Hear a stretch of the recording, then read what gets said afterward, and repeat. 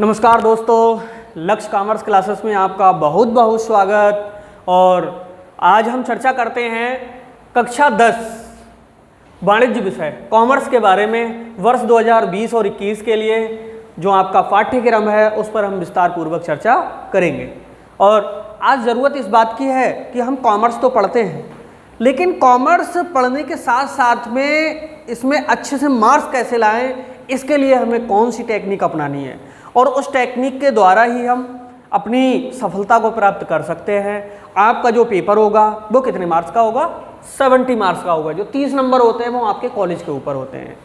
30 number में आपका जो प्रैक्टिकल है वो होगा, और प्रैक्टिकल में भी नंबर तभी अच्छे आएंगे, फुल मार्क्स तभी मिलेंगे जब आपके लिए कॉमर्स में के बारे में पूरी अच्छे से जानकारी हो। कॉमर्स एक बहुत अच्छा सब्जेक्ट है। कॉमर्स के बारे में जितनी तारीफ की जाए कम है। वर्तमान समय में अगर देखा जाए तो सबसे अच्छा अगर कैरियर है तो वो किस में है? कॉमर्स में है।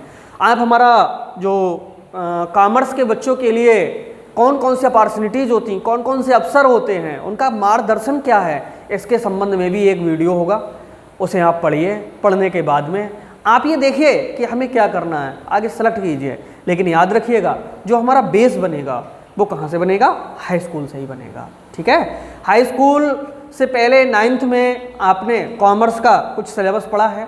जैसे फॉर द एग्जाम्पल अगर हम बात करें, वस्तु विनिमय के बारे में बहुत अच्छे से आपने पढ़ा होगा, और बही खाता और लेखा शास्त्र के बारे में भी पढ़ा होगा आपने। उसके साथ साथ में आपने तलपट को बनाना है, और जर्नल एंट्रीज़ हैं, ठीक है, रोकड़ बही है, उन सबका अध्ययन जब आपने 9th में ही कर लिया तो 10th में अब नहीं करना है।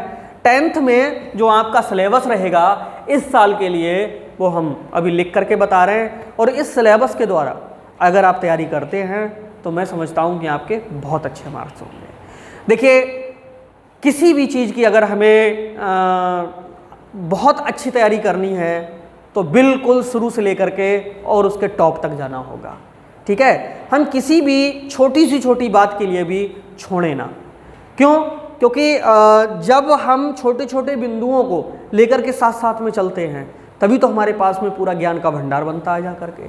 और मैंने देखा है कि मेरे पास बीकॉम में, एमकॉम में बच्चे आते हैं, उन्हें यही पता नहीं होता कि कॉमर्स क्या है। उनसे पूछो कॉमर्स क्या है, डिफाइन कॉमर्स, तो वो नहीं बता पाते। वो कहते हैं इसमें क्रय विक्रय होगा, इसमें प्रॉफिट लाभ होता है, इसमें व्यापार के बारे में होता है। मतलब क्लियर कोई नहीं बता पाता है।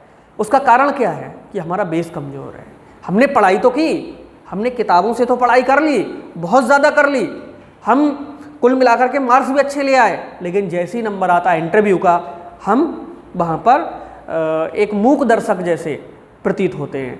तो कुल मिलाकर के आइए हम आज वार्ता करते हैं सिलेबस 2020-21 के लिए। और इस सिलेबस को तैयार करने के साथ साथ आप प्रतिदिन अपनी तैयारी को चाहे 1 ही घंटे दीजिए घर पर, चाहे आप 40 मिनट दीजिए, आप पर डे कॉमर्स पढ़ेंगे। क्यों? सारे विषय की अपेक्षा कॉमर्स एक बहुत अच्छा विषय है। इसमें मार्किंग भी अच्छी आती है, और मार्किंग को और अच्छा इम्प्रूव करने के लिए आपको अपना सिलेबस समझना होगा। और सिलेबस समझने के साथ साथ में मैं ये भी बताऊंगा कि कितने नंबर कहाँ कहाँ से आएंगे, कहाँ कहाँ से पेपर कितने कितने मार्क्स का बनता भी है। ठीक है, तो एक चीज़ तो क्लियर हो गई कि आपका जो बोर्ड परीक्षा होगी वो कितने मार्क्स की होगी? 70 मार्क्स की होगी, 70 मार्क्स की होगी। 30 मार्क्स जो होंगे वो आपके कहाँ से मिलेंगे? कॉलेज से मिलेंगे। और जब आप कॉमर्स में अच्छे हो जाएंगे तो 30 में 30 ही मिलेंगे कॉलेज से, 29 भी नहीं मिलेंगे। सपोज आपका जो 70 मार्क्स का जो पेपर है, इस 70 में से यदि आप 65 भी ले आए और अगर कॉलेज से 30 ना भी मिले तो 29 से कम नहीं मिलेंगे। अगर इनका हम टोटल करते हैं तो ये कितने होते हैं? 94 होते हैं। बहुत अच्छा स्कोर है ये, अगर देखा जाए तो बहुत अच्छा स्कोर है। लेकिन ये ज़रूरी नहीं है 94 तक, आप इससे आगे भी ला सकते हैं, और अगर तैयारी सही से नहीं की तो इससे कम भी आ सकते हैं। तो लेकिन मेरा जो मकसद है वो क्या है? 90 प्लस, 90 से प्लस। विश्वास के साथ मैं जैसा बता रहा हूँ वैसी अगर आप तैयारी करेंगे 100% आपके 90 से ऊपर नंबर आएंगे, ये दावा है मेरा। लेकिन वो तैयारी जो होगी आपकी वो किस तरह की होगी, आइए चर्चा करते हैं। ठीक है, आइए देखिए, सबसे पहले हम लेते हैं किसके लिए? भाग फर्स्ट। भाग फर्स्ट का मतलब होता है आपकी किताब, हो सकता है देखिए अलग अलग राइटरों ने जो किताब लिखी है वो अलग अलग तरह से लिखी है, एक आध पार्ट हो सकता है आगे पीछे कर दिया हो, लेकिन जो आपका बोर्ड द्वारा, यूपी बोर्ड द्वारा जो सिलेबस निर्धारित किया गया है उसके संबंध में मैं चर्चा करूंगा। भाग फर्स्ट में 3 चीजें आती हैं, फर्स्ट, सेकेंड और थर्ड। पहला आता है आपका अंतिम खाते। अंतिम खाते, जी हाँ, इसको अंग्रेजी में क्या कहते हैं, फाइनल अकाउंट्स। ठीक है, पहले मैं चर्चा कर लेता हूं। दूसरे नंबर पे अंतिम खाते के तुरंत बाद आएगा आपका बिल। जी, तीसरे नंबर पे आपका आएगा बैंक समाधान विवरण पत्र। ये कोई खाता नहीं होता है, ये एक नंबर में बहुत जल्दी पूछ लेते हैं कि बैंक समाधान विवरण कोई खाता है। जी नहीं, खाता नहीं है, ये केवल एक क्या है, विवरण पत्र है, स्टेटमेंट है। ये 3 तो न्यूमेरिकल का जो महत्वपूर्ण अंग है वो तो शुरू का ही है, लेकिन एक अंग जो न्यूमेरिकल का है वो और है जिसका नाम है चौथे नंबर पर जो आता है, इसे हम कहते हैं बीजक। ठीक है, अगर ये 4 चीज़ें आपको अच्छे से बनानी आ जाती हैं देन आप बहुत अच्छी परसेंटेज बनवा सकते हैं। उसका कारण है इसमें फुल मार्क्स मिलते हैं। अगर सही है क्वेश्चन सॉल्व किया हुआ सही है तो इसमें जो नंबर होंगे वो पूरे के पूरे मिलेंगे। ठीक है, अब देखिए जो अंतिम खाते होंगे ये समायोजनाओं वाले आएंगे। समायोजनाओं का मतलब वही एडजस्टमेंट, यानी व्यापार जो हमारा चल रहा है उससे संबंधित हमें जो भी आंकड़े प्राप्त हुए थे उनको तो हमने लिख लिया, लेकिन उसी वर्ष से संबंधित जो बातें हमारी छूट गई थी, जो उसमें एंट्रीज में शामिल करने के लिए कुछ और रह गया था, उसको शामिल करना ही क्या कहलाता है, समायोजनाएं कहलाता है। उन समायोजनाओं सहित जो खाते तैयार किए जाएंगे वो हमारे कौन से होंगे, अंतिम खाते होंगे। ठीक है, और बिल का मतलब वही BR, प्राप्त बिल। ठीक है, बिल्स रिसीवेबल जिसे हम कहते हैं। ठीक, इसको BR के नाम से भी जानते हैं।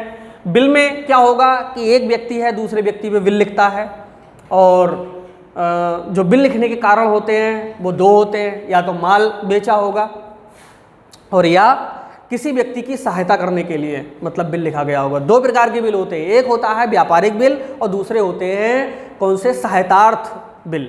सहायतार्थ का मतलब होता है कि एक दूसरे की सहायता करने के लिए जो व्यापारी होते हैं वो एक दूसरे पर लिख लेते हैं। तो ये बिल जो हमारे होते हैं वो कौन से होते हैं, जाकर के सहायतार्थ बिल। तो दोनों प्रकार के बिलों का यहाँ पर हम विस्तार पूर्वक अध्ययन करेंगे।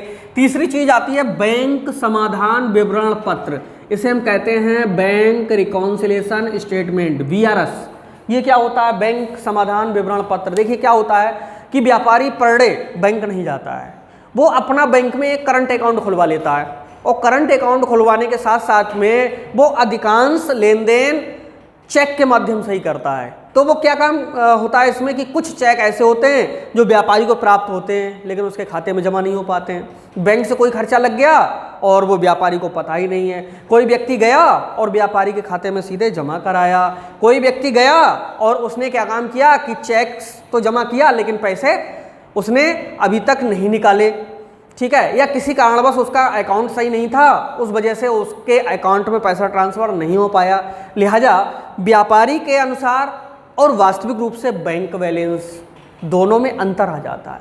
इस अंतर को दूर करने के लिए जो समाधान विवरण पत्र बनाया जाता है उसी को हम कहते हैं बैंक समाधान विवरण पत्र। बहुत अच्छा चैप्टर है ये बच्चों, इसमें मात्र 5 या 6 एंट्रीज आती हैं और कौन सी जोड़ी जाएगी कौन सी घटाई जाएगी, और ये 4 प्रकार से बनता है। और 4 प्रकार अगर आप सीख लेते, एक प्रकार भी अगर सही से सीख लिया तो ये समझ लो बाकी 3 प्रकार उसी के बेस पे चलते रहते हैं। वही एंट्रीज होती हैं गिनी चुनी, उनमें कुछ जोड़ा जाता है कुछ को घटाया जाता है। ये जब मैं चैप्टर पढ़ाऊँगा तब ये पूरा क्लियर कर दूंगा वहाँ पर, और ये भी बहुत अच्छा चैप्टर है। और अगली चीज़ आती है, देखिए यहाँ से इन 3 से ही आपको एग्जाम में पता 20 मार्क्स का मिलेगा, गारंटेड 20 मार्क्स का, क्योंकि जो हमारा सिलेबस है उस सिलेबस में इन्हीं 3 चैप्टरों के लिए कितने मार्क्स में रख दिया गया है, 20 मार्क्स में रख दिया गया है। अब ये आता है बीजक, ये क्या है, ये भाग 2 का है, ये भाग 2 का है, लेकिन भाग 2 से न्यूमेरिकल 1 ही आएगा और 100% आएगा बीजक।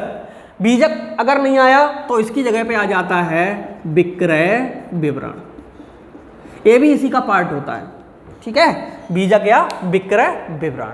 तो हम भाग 1 में 3 चीज़ों, देखिए न्यूमेरिकल तो 4 आएंगे, ये चारों आपके सामने लिखे हुए, अंतिम खाते, बिल, बैंक समाधान, विवरण पत्र और बीजक अथवा विक्रय विवरण, ठीक है, ये 4 हो गए। अब हम क्या करते हैं कि यहाँ पर भाग 1 के लिए हटा देते हैं, आप समझ गए, अंतिम खाते। कोई भी व्यापारी पूरे वर्ष भर व्यापार करता है और वर्ष भर व्यापार करने के बाद वर्ष के एंड में वह ये जानना चाहता है कि उसे कितना फायदा हुआ या कितना नुकसान हुआ। ये ज्ञात करने के लिए जो खाते बनाए जाते हैं उन्हें हम कौन से खाते कहते हैं? अंतिम खाते। परिभाषा याद रखेंगे, किसी व्यापारी द्वारा वर्ष भर व्यापार करने के बाद लाभ हानि ज्ञात करने के लिए जो खाते बनाए जाते हैं उन्हें हम कौन से खाते कहते हैं? अंतिम खाते कहते हैं। दूसरी चीज़ है बिल। बिल का मतलब क्या होता है? वही बैंक बिल्स रिसीवेबल। इसमें क्या होता है कि हम किसी व्यक्ति के लिए उधार माल बेचते हैं तो क्या होता है, वो तुरंत पैसा तो देता नहीं है, तो कल को वो हमारी बेईमानी कर ले या कहे नहीं हमने तो नहीं खरीदा, तो हम क्या करते हैं, एक कागज़ पर पूरा लिख लेते हैं और लिखने के बाद में उसका जितना भी हिसाब किताब बनता है उससे दस्तखत करा लेते हैं उसके, और उसे अपने पास रख लेते हैं। वो 1 महीने 2 महीने 3 महीने जितने दिन बाद पैसे देने के लिए कहता है, उतने दिनों के बाद हम वही कागज़ उसके सामने बढ़ा देते हैं कि भाई ये आपने हमारे यहाँ से माल खरीदा था और अब इसका भुगतान कर दीजिए। ये क्या हमारा होता है? बिल होता है। ओके, अगली चीज़ होती है बैंक समाधान विवरण पत्र। इसके बारे में मैंने बताया कि व्यापारी और बैंक दोनों के अनुसार जो बैलेंस होता है, मतलब उसके खाते का जो बैलेंस होता है उसमें अंतर आ जाता है। इसको दूर करने के लिए जो पत्र बनाया जाता है उसे हम बैंक समाधान विवरण पत्र कहते हैं, ठीक है। और बीजक, ये पार्ट जो अगला है उसका है, लेकिन हम फिर भी बता देते हैं बीजक के बारे में।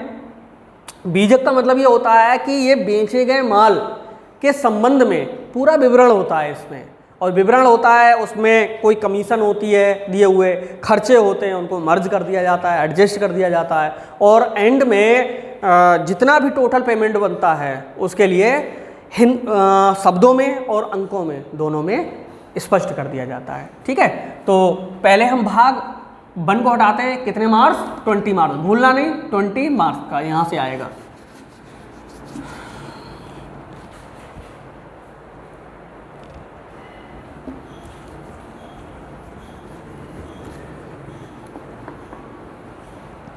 अब आते हैं हम भाग 2 पर।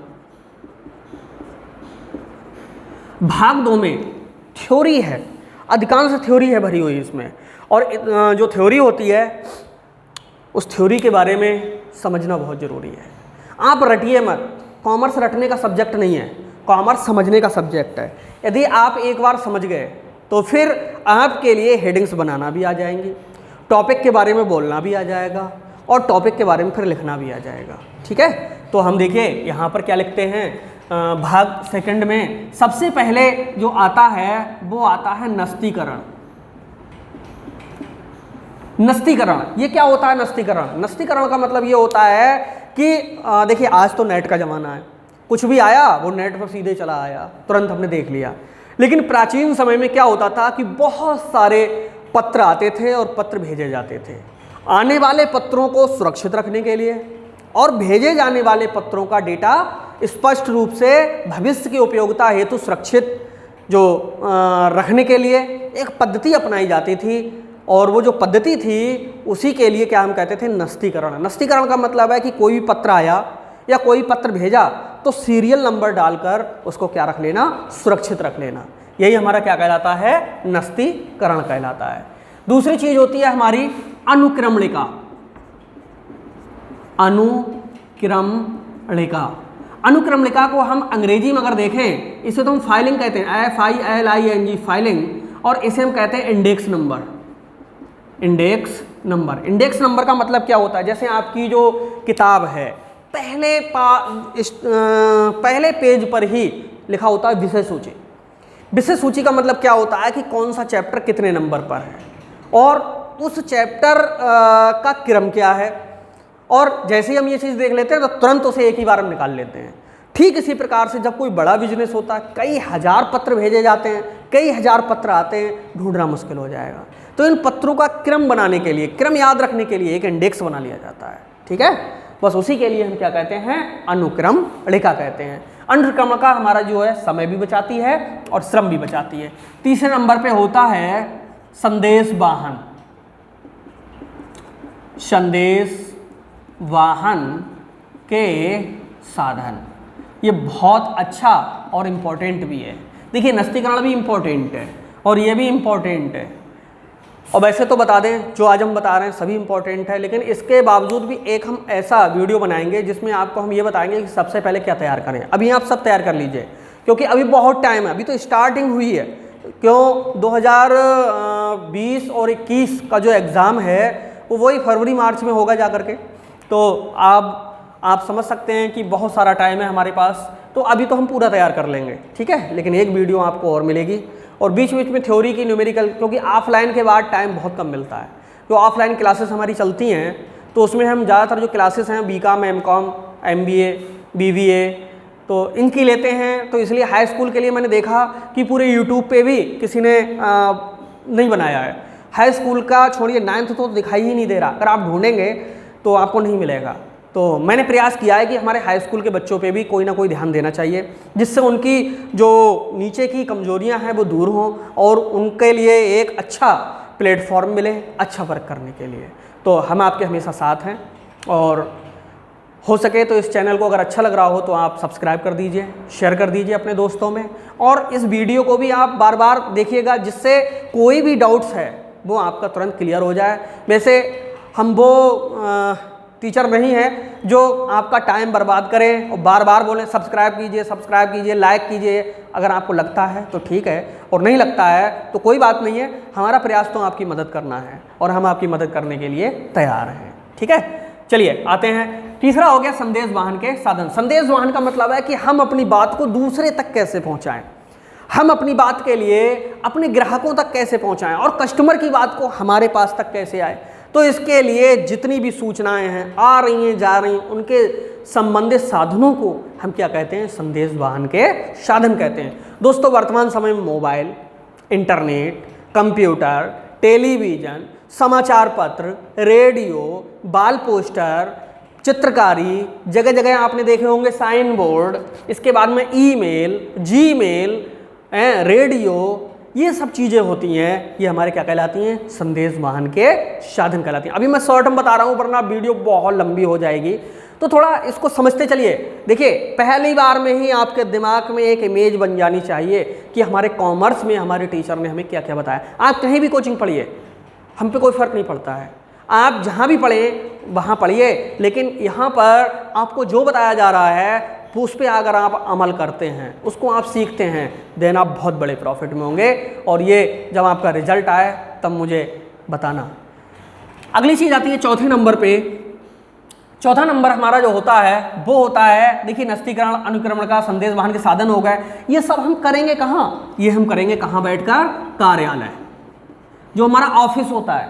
ये कोई विशेष स्थान नहीं होता है, जहाँ पर अपने व्यापार के समस्त कामों को पूरा करने लगे हम, भाई हमारा क्या कहलाता है, ऑफिस कहलाता है। अगर पेड़ के नीचे बैठ करके करने लगे तो वो ऑफिस हो गया, किसी कमरे में बैठ के करने लगे वो ऑफिस हो गया, ठीक है, किसी खुले स्थान पे करने लगे वो ऑफिस हो गया। लेकिन आप जानते हो कि हर मौसम में ये सब चीज़ें संभव नहीं है। इसलिए क्या होता है कि किसी भी बिजनेस के एक कॉर्नर पे, एक ऐसी जगह पर जहां अधिकांश लोग आसानी से आ जा सकें, एक कमरे को या दो कमरे को, जैसी हमारी आवश्यकता है उसी के आधार पे हम क्या बना देते हैं, ऑफिस बना देते हैं। ठीक है, तो ये हमारा क्या हो गया, ऑफिस हो गया। तो ऑफिस का मतलब क्या होता है कि हम अपने लेन देनों से संबंधित, अपनी सूचनाओं से संबंधित जिन स्थान पर क्रियाकलापों को पूरा करते हैं वो हमारा क्या कहलाता है, कार्यालय कहलाता है। ये बहुत इंपॉर्टेंट है और इस साल 2020-21 में ये आएगा भी।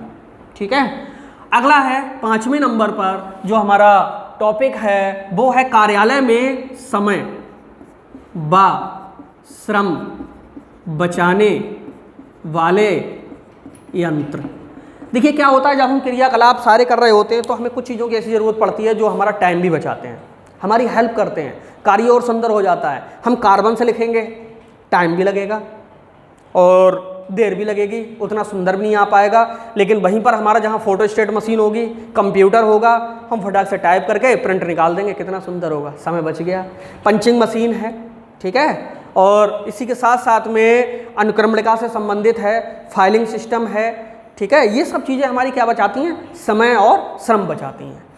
अगला है 6 नंबर पर, देखिए 1 2 3 4 5 टॉपिक ऐसे हो गए जहाँ से अच्छी थ्योरी आएगी, श्योर थ्योरी आएगी। और ये जो थ्योरी होगी ये छोटी छोटी होने के साथ में 1-2 जगह से लॉन्ग भी हो सकते हैं। लेकिन अगला जो टॉपिक है वो है हमारा कौन सा, देसी व विदेशी व्यापार। ये लॉन्ग में आने की संभावना है। क्यों? क्योंकि वर्तमान समय में देख रहे हो देश क्या कंडीशन है और जो देश है वो तमाम परेशानियों से गुजर रहा है। तो यहाँ पर देसी और विदेशी व्यापार, मतलब क्या होता है देसी व्यापार विदेशी व्यापार? जब कोई व्यापार देश की सीमाओं के अंदर अंदर ही किया जाता है, जब कोई व्यापार देश की सीमाओं के अंदर ही अंदर किया जाता है, ऐसे व्यापार को हम कौन सा व्यापार कहते हैं, देसी व्यापार। और जब कोई व्यापार देश की सीमा से बाहर किया जाता है, उसी व्यापार को हम क्या कहते हैं, विदेशी व्यापार। इसमें आयात, निर्यात, पुनर्निर्यात, ये 3 विदेशी व्यापार 3 प्रकार का होता है। आयात मंगाना, निर्यात भेजना, पुनर्निर्यात मंगाना, उसमें कुछ संशोधन करना, फिर से किसी देश को भेज देना या उसी देश को भेज देना, ये हमारा कहलाता पुनर्निर्यात। तो ये देसी व्यापार और विदेशी व्यापार के बारे में विस्तार पूर्वक पढ़िएगा। और 7वें नंबर पे जो हमने न्यूमेरिकल का पोर्शन बताया था, जिसका नाम था क्या, बीजक या विक्रय विवरण, वो इसी का भाग था। अच्छा, तो यहाँ से भी आपको कितने मार्क्स का मिलेगा, 20 मार्क्स का। यहाँ से जो आपका पेपर बनेगा वो किस नंबर का बनेगा, 20 नंबर का बनेगा। दोस्तों फिर से देखिए, भाग 1 था, उसमें 3 चीज़ें थीं, अंतिम खाते, बिल, बैंक समाधान, विवरण। 3 जो चैप्टर थे वो 20 मार्क्स में आ रहे थे। यहाँ पर कितने हैं, 6 हैं, ये भी 20 मार्क्स में आ रहा है। जिसमें बीजक विक्रय विवरण ये तो 8 नंबर का ही मिलेगा, एक अकेले ही मिलेगा, ठीक है, बाकी आपको ऊपर से मिलेगा। और मैंने जितना बता दिया है इसके बारे में अगर थोड़ा सा सोच समझ के अगर आप पढ़ेंगे बहुत जल्द समझ में आ जाएगा, ठीक है। पूरी उम्मीद है मुझे कि खूब समझ में आएगा। तो नस्तीकरण, अनुक्रमणिका, संदेश वाहन, कार्यालय, समय व श्रम बचाने वाले यंत्र, देसी व विदेशी व्यापार, बीजक या विक्रय विवरण। फिर से समझिए जिससे आपके माइंड में ये बिल्कुल घुस जाए। नस्तीकरण, जितने पत्र आते हैं सबको मतलब टैग करते हुए सुरक्षित रखने के लिए जो फाइलिंग प्रक्रिया अपनाई जाती है उसे हम क्या कहते हैं, नस्तीकरण। अनुक्रमणिका, उन पत्रों को क्रम से रखना ही, या कोई और व्यापार के कागज हैं उन्हें क्रम से रखना ही क्या कहलाता है, अनुक्रमणिका। संदेश वाहन के साधन, हम जितना भी दूसरे लोगों के लिए सूचनाओं का आदान प्रदान करते हैं, आदान प्रदान, आदान का मतलब लेना और प्रदान का मतलब देना, सूचनाओं को लेते हैं व देते हैं, उसे हम कहाँ लेते हैं, संदेश वाहन के साधनों के द्वारा, ठीक है। कार्यालय, जितने भी क्रियाकलाप जहाँ संपन्न हो, समय व श्रम बचाने वाले यंत्र, वे छोटे छोटे यंत्र जो हमारे बहुत ज़्यादा टाइमिंग को बचाते हैं। देसी व विदेशी व्यापार और बीजक या विक्रय विवरण। तो यहाँ से भी 20 मार्क, देखिए 20 का वहाँ से हो गया, 20 का यहाँ, 40 का यहाँ से हो गया। अब हम अगले पार्ट पे चलते हैं।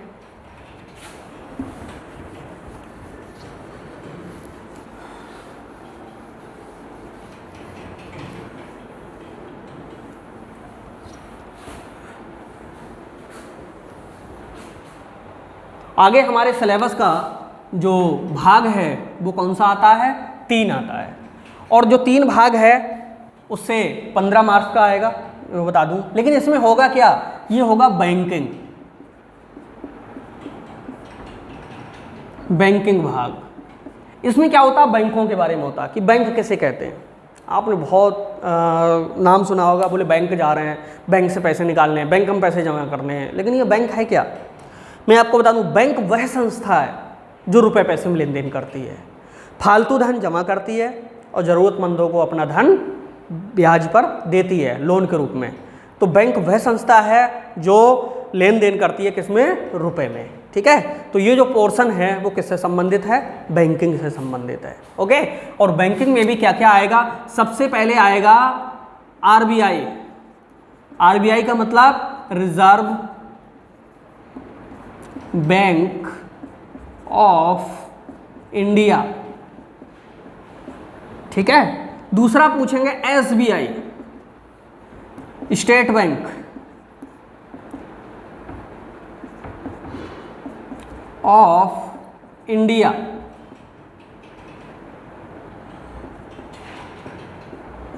ठीक है। और एसबीआई के साथ में अन्य बैंकें, कौन सी वाली? वाणिज्य बैंक है, अन्य वाणिज्य बैंक। अन्य वाणिज्य बैंक का मतलब है और जो राष्ट्रीयकृत रह गई बैंकें और या गैर राष्ट्रीयकृत रह गई। राष्ट्रीयकृत का मतलब क्या होता है? जो राष्ट्र की बैंकें हैं, यानी जिन पर केंद्र सरकार का पूरा आधिपत्य है, मतलब स्वामित्व है जिनमें, ठीक है। तो बैंकों में अन्य बैंकें आ गई और इसके साथ में आता है देसी बैंकर। देसी बैंकर का मतलब आप जानते हो? देसी बैंकर का मतलब होता है साहूकार, महाजन, ठीक है। साहूकार, महाजन, या आपने देखा होगा कि कुछ जो बड़े बड़े व्यापारी होते हैं जिसको हम लाला और बनिया कहते हैं, वो क्या होता है, वो भी रुपए पैसे में लेन देन करते हैं। कुछ आपका गिरवी रखते हैं, उसके बदले आपको पैसे देते हैं। तो यहाँ पर बहुत ज़्यादा नहीं है, जो आपका सिलेबस है वो रिजर्व बैंक के बारे में बहुत अच्छे से आपको आना चाहिए। रिजर्व बैंक के एजेंट के रूप में जो कार्य करता है वो कौन करता है? एसबीआई करता है, ठीक है। और एसबीआई के बारे में आप विस्तार पूर्वक पढ़ लीजिए। और एसबीआई और आरबीआई के जो कार्य हैं उनके अलावा जो अन्य बैंकें बची हैं, ठीक है, उनके समस्त क्रियाकलाप और उसमें खोले जाने वाले खातों के बारे में पढ़ लीजिए। और इसके साथ देसी बैंकर के बारे में आप पढ़ लीजिए, ठीक है। यहाँ से आपको मिलेगा 15 मार्क्स का, ठीक है। यहाँ से जो पेपर बनेगा वो कितने बनेगा? 15 नंबर का बनेगा, ठीक। और इसमें सबसे ज़्यादा जो उम्मीद होती है वो एक तो इस वाले क्वेश्चन की होती है, क्योंकि ये जो हमारे समाज है प्राचीन समय में, उसमें आवागमन के साधन कम थे। तो ऐसी परिस्थिति में देसी महाजन या साहूकार से हमारा जो लेन देन है बहुत अच्छा रहा था, ठीक है। तो इन्होंने प्राचीन समय में लोगों की सहायता भी की और लूटा भी, दोनों चीज़ें थीं, क्योंकि इनके जो पैसा देने के नियम है वो सरल हैं, किसी समय दिए जा सकते हैं, लेकिन ब्याज दर बहुत है। लेकिन यहाँ पर क्या होता है, इन बैंकों के माध्यम से इनके रूल्स बहुत ही ज़्यादा टफ हैं और यहाँ से अगर आपको पैसा लेना है तो निश्चित समय में ही पैसा मिलेगा। हालांकि अब तो एटीएम चल पड़े हैं, कोई 24 घंटे निकासी कीजिए, वो ज़माना नहीं रहा जो पहले था। लेकिन हमें जब पढ़ाई करनी है तो हमें ये देख करके पढ़ाई करनी है कि हमारा क्वेश्चन क्या मांग रहा है, ठीक है। और एक हमारा वीडियो बनेगा कि फुल मार्क्स कैसे लाएँ, उसको आप ज़रूर देखिएगा, क्योंकि उसको देखने के बाद आपके लिए बहुत कुछ हेल्प ये मिलेगी कि अच्छे मार्क्स लाने के लिए हमें क्या क्या करना चाहिए, ठीक है। आप जुड़ जाइए और ठान लीजिए कि हमें कुछ बनना है। हम पढ़ाई इसलिए नहीं कर रहे हैं कि हम पास तो कोई भी हो सकता है, और आज ही मकसद ये बनाना कि हमें कुछ बनना है। मुझसे वादा कीजिए कि नहीं, हम कुछ बन के दिखाएंगे। कमेंट में लिखिए कि हम क्या बनना चाहते हैं, ठीक है। और कॉमर्स के बच्चों के लिए क्या क्या बनने की अपॉर्चुनिटीज़ होती हैं वो हम सारी वीडियो के माध्यम से, आप जुड़ जाइए, सब्सक्राइब कर लीजिए। और वहाँ आपको जैसा भी कोई भी अगर आप वीडियो पढ़ता है तो आपको तुरंत दिखाई देगा और उससे संबंधित आपकी जो जानकारी है वो अपडेट होती रहेगी। तो चलिए आगे, यहाँ पर हमारा तीसरा पार्ट भी समाप्त हो गया। अब हम चलते हैं कौन से पार्ट की ओर? चौथे पार्ट की ओर।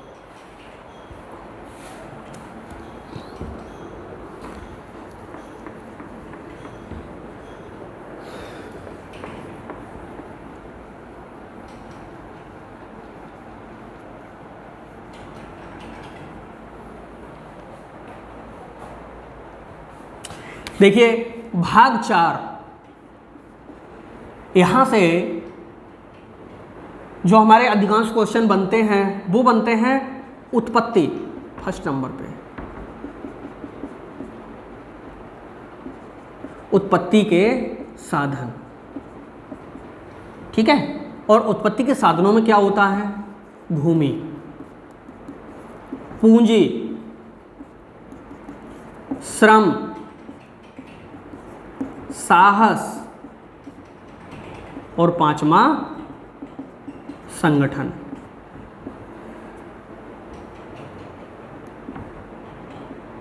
देखिए कोई भी उत्पादन होता है इन 5 चीजों से होता है। उत्पादन के लिए सबसे पहले हमें क्या चाहिए? भूमि चाहिए, पूंजी चाहिए, श्रम चाहिए, साहस चाहिए और संगठन चाहिए। भूमि नहीं है, सब कुछ है, उत्पादन नहीं होगा। भूमि है, पूंजी नहीं है, उत्पादन कहाँ से करोगे? भूमि भी है, पूंजी भी है, श्रम नहीं है, श्रमिक नहीं है, मशीनें अपने आप थोड़ी नहीं चल जाएंगी। तो यहाँ से हमें श्रम की आवश्यकता पड़ती है। और ये तीनों चीज़ें हो गई, लेकिन हिम्मत नहीं है। नॉलेज बहुत है, लेकिन पता चल रहा है कि हिम्मत कतई नहीं कि कैमरे के सामने बोल पाएँ, 20 लोग बैठे हैं उनके सामने बोल पाएँ, तो समझ लीजिए कि वो सब व्यर्थ है। ठीक है, तो भूमि, पूंजी, श्रम और साथ में साहस। साहस के बाद में जब तक इन सब चीज़ों को एकत्र ना किया जाए तब तक हमारा संगठन नहीं बनता है। और जब सब इन सबको इकट्ठा कर दोगे तभी तो हम संगठन कहलाएगा, तभी तो कोई उत्पादन हो पाएगा। तो ये उत्पादन के 5 साधन हैं। ठीक है, भूमि, पूंजी, श्रम, साहस और संगठन। ठीक है, तो ये उत्पत्ति के साधन हो गए। इसके बाद में जो सेकंड पार्ट आता है वो कहाँ से होता है? वो होता है हमारी उपयोगिता।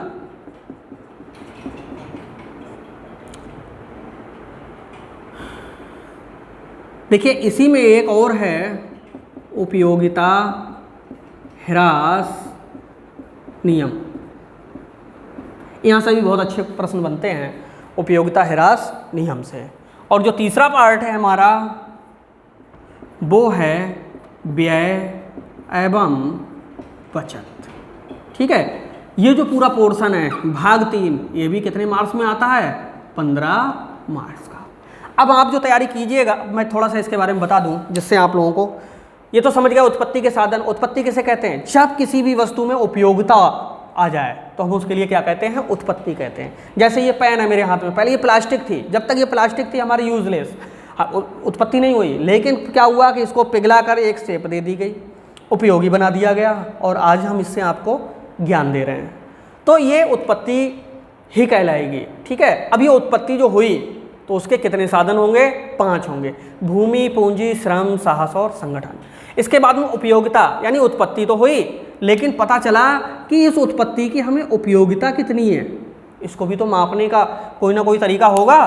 तो कोई भी वस्तु हमें जितना अधिक संतुष्ट करती है वही उसकी क्या कहलाती है? उपयोगिता कहलाती है। ठीक है, कोई भी वस्तु, कोई भी चीज़ हमें जितना संतुष्ट करती है वही वो हमारे लिए क्या होती है? उपयोगिता होती है। ठीक है, तो उपयोगिता ह्रास नियम किसे कहते हैं? भाई उपयोगिता हमने समझ लिया कि जो हमारी ज़रूरत को पूरा कर रही वो हमारे लिए उपयोगी है, लेकिन उपयोगिता ह्रास नियम क्या है? उपयोगिता ह्रास नियम है कि जब हमारे लिए किसी चीज़ की आवश्यकता होती है वो मिलती चली जाती है, मिलती चली जाती है, तो धीरे धीरे क्या होता है कि उसकी जो उपयोगिता है वो हमारे लिए धीरे धीरे कम होती चली जाती है। ठीक है, फॉर द एग्जाम्पल, अगर भूख लगी है तो पहली रोटी मिलेगी तो संतुष्टि मिलेगी।